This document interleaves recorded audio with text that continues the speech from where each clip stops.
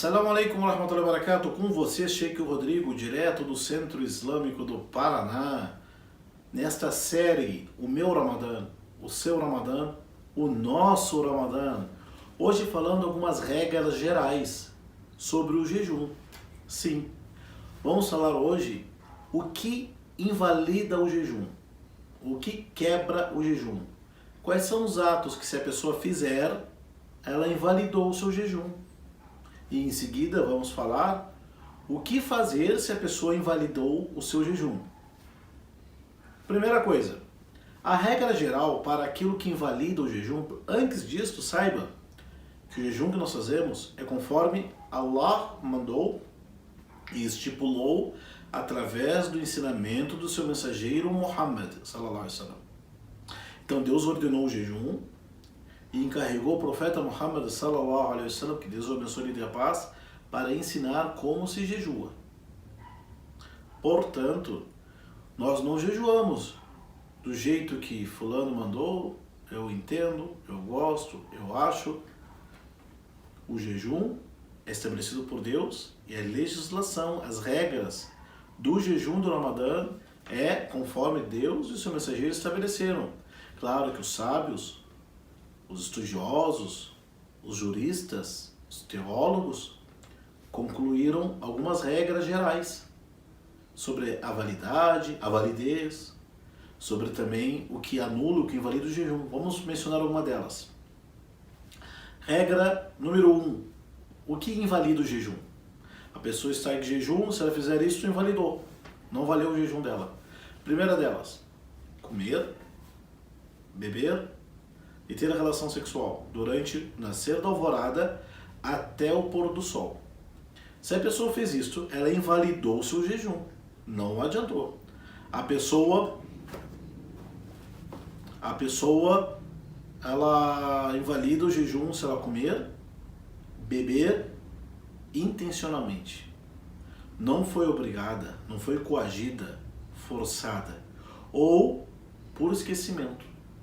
Daí, se a pessoa fez isto, comeu, bebeu, claro, relação sexual não se imagina que a pessoa fez isso por esquecimento, ou foi obrigada, ou fez isso sem querer.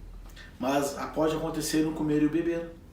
A pessoa está em casa, está habituada no jejum do Ramadã, viu um biscoitinho, viu um suquinho, foi lá na geladeira, abriu, tomou, depois se lembrou, estou no Ramadã, e agora, o que eu faço? Continue o jejum. Continue o seu jejum. Por quê? Porque tem dito do profeta, aquela pessoa que comeu ou bebeu por esquecimento, sem querer, ou seja, não teve intenção de fazer aquilo, que continue o seu jejum.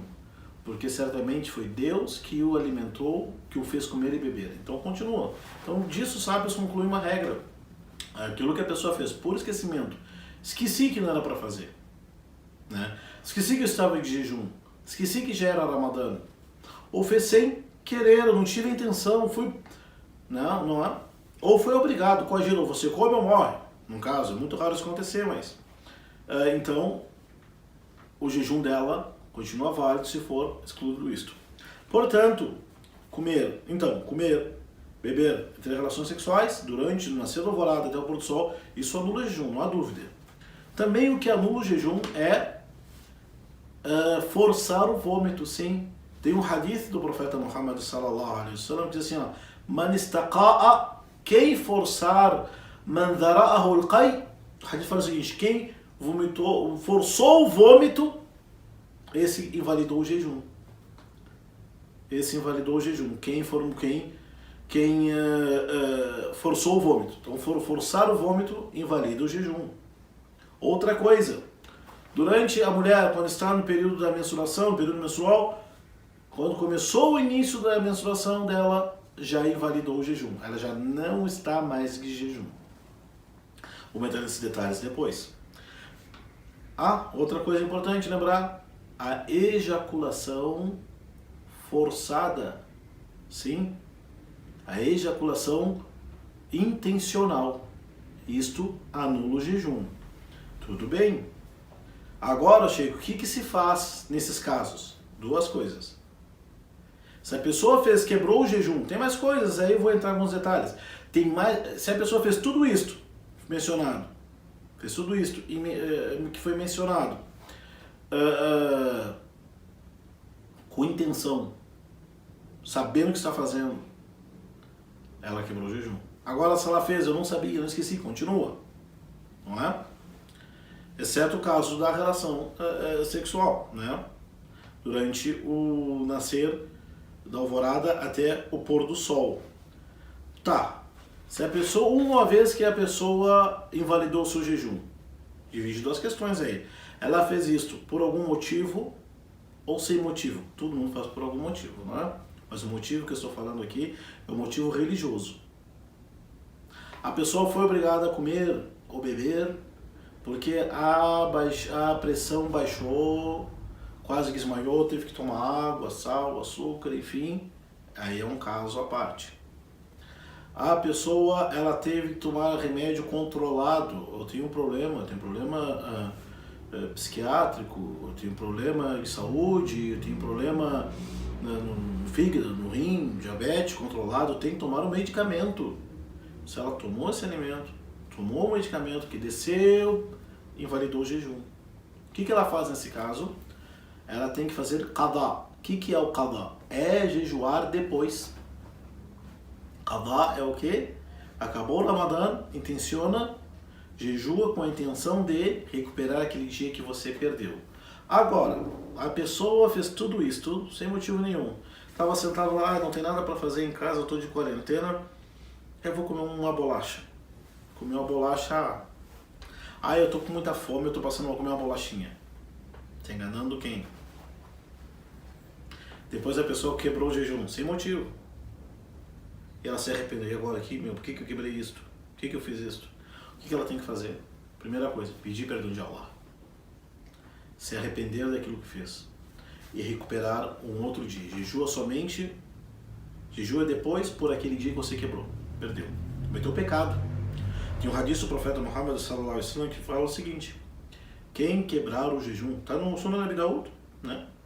Quem quebrar o jejum sem motivo algum no Ramadã, de propósito, intencional, sem motivo algum para quebrar o jejum, né? Quem quebrar o jejum, man aftara muta'ammidan, quem quebrar o jejum sem motivo algum no mês do Ramadã, né? Não valerá para ele nem que se ele jejuar o ano inteiro. Aquele dia que ele perdeu, né?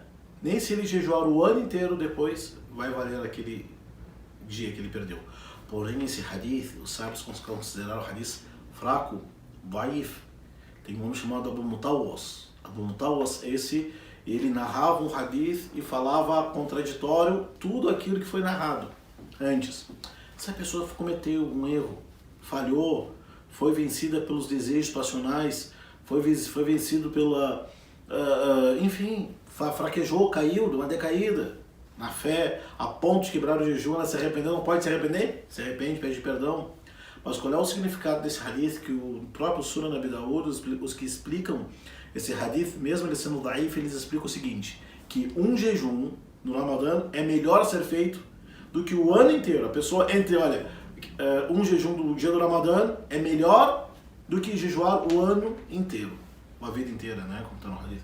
Ou seja, um ato que ele é estabelecido pela ordem de Allah é mais amado para Allah do que a pessoa jejuar o ano inteiro de jejum voluntário. Tudo bem, a pessoa quebrou o jejum, fraquejou, decaiu a fé, enfim, tropeçou, e o que ela faz agora? Pede perdão de Allah, se arrepende e jejua um dia depois, tá? Depois do Ramadã. No caso da relação sexual, se o homem e a mulher tiverem relação sexual durante o dia do Ramadã, não respeitou o Ramadã, não aproveitou o jejum para se purificar, para se limpar, para se aproximar de Allah, está nem para o jejum, foi vencido pelos desejos passionais e carnais, não respeitou o Ramadã, o que ela tem que fazer? Chama-se kafara. Qual é a kafara? Jejuar 2 meses seguidos, ininterruptos. A pessoa teve relação sexual durante o dia do Ramadã, Acabou o Ramadã, depois do Eid tem que jejuar 2 meses seguidos, por penitência. Sheikh, mas não é muito? Olha o que o profeta Muhammad sallallahu alaihi wasallam disse. Essa história está no Sahih Muslim. Está no autêntico esse hadith, está no Bukhari, está no Muslim. Que chegou um homem na época do profeta e disse ao mensageiro de Deus: eu sou o homem mais infeliz de Medina. O profeta disse: o que aconteceu? Eu tive relação com a minha esposa durante o dia do Ramadã. O profeta Muhammad sallallahu alaihi wasallam mostrou a insatisfação para ele e depois disse: continue o jejum e jejue 2 meses seguidos. O homem disse: mensageiro de Deus, eu sou fraco, não aguento jejuar 2 meses seguidos. O profeta disse: então liberte um escravo. Na época que tinha escravidão, você vai lá, compra o escravo, você está livre. O homem disse: ó profeta, não tem condição de comprar um escravo? O profeta de Deus disse: então alimente 60 necessitados. Alimente o quê? 60 necessitados pelos dias que você não pode jejuar. O homem disse: ó profeta de Deus, por acaso em Medina tem alguém mais pobre do que eu?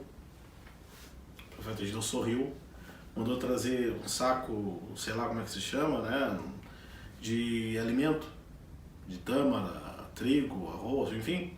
Então alimenta você e sua família, e sorriu pro homem. Significa, essa história toda, tem várias que você aprende nessa história. Significa o quê? Que se a pessoa tem relação sexual durante o dia de jejum por penitência, durante o Ramadã, tem que jejuar o quê? 2 meses seguidos ininterruptos. A mulher que quebrou o jejum por causa da gestação. Está gestante, eu estou me sentindo fraca, por causa que eu não estou me alimentando, não estou tomando líquidos. Ela quebra o jejum. Depois do Ramadã, quando ela puder, ela faz o quê? Repõe esses dias. Se a mulher fala: olha, estou amamentando, se eu não tomar líquido, não me alimentar, meu leite ele seca, posso quebrar o jejum? Pode quebrar o jejum. A pessoa que está viajando, estou viajando do interior de Santa Catarina para o interior do Mato Grosso do Sul. Que viagem, não é? A pessoa, então, ela quebra o jejum, depois ela recupera esses dias. A mulher que veio a menstruação durante o dia do jejum, começou o jejum, ela sabe menstruar, os dias que ela estava menstruada, ela não jejua. Depois que acabou o Ramadã, ela jejua.